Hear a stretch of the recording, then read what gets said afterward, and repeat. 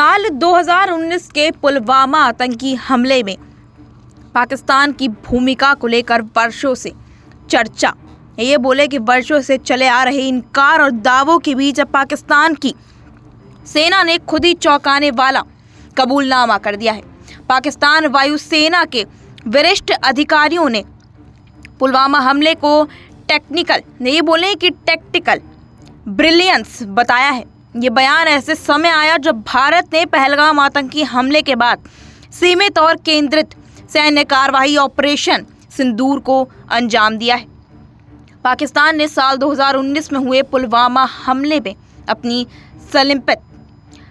संलिप्तता को लेकर वर्षों तक इनकार किया।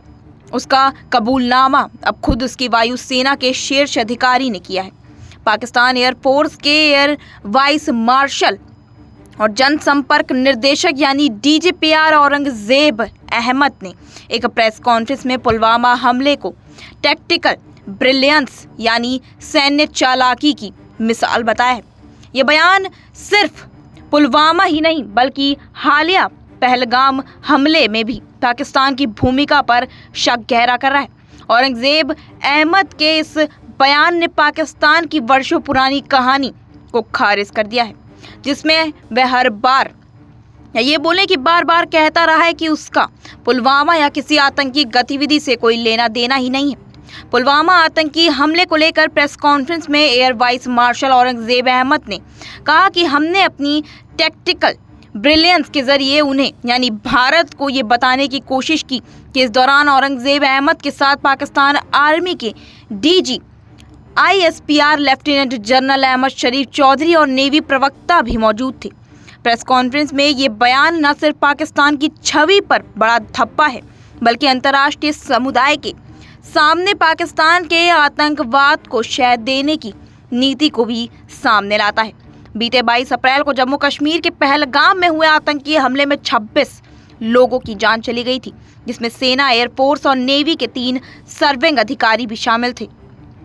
इसके बाद भारत ने सीमित दायरे में ऑपरेशन सिंदूर के तहत आतंक के लॉन्च पैड पर एयर स्ट्राइक की थी। पाकिस्तान सरकार ने हमेशा की तरह इस पर नकारात्मक रुख अपनाया है और सबूत मांगे, लेकिन अब पाकिस्तान वायुसेना के सीनियर ऑफिसर की इस स्वीकार रोकती ने न केवल पुलवामा बल्कि पहलगाम हमले में भी उसकी भूमिका पर सवाल खड़े कर दिए हैं। Air vice marshal Aurangzeb Ahmed के साथ मौजूद DGICPR lieutenant general Ahmed Sharif Chaudhry कोई सामान्य व्यक्ति नहीं है।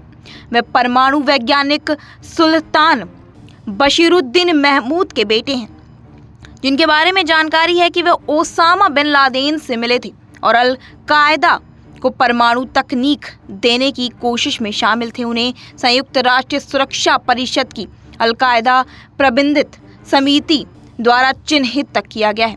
14 फरवरी 2019 को पुलवामा में हुए आत्मघाती हमले में 40 CIRPF जवान शहीद हो गए थे। इस मामले की जिम्मेदारी जैश ए मोहम्मद ने ली थी।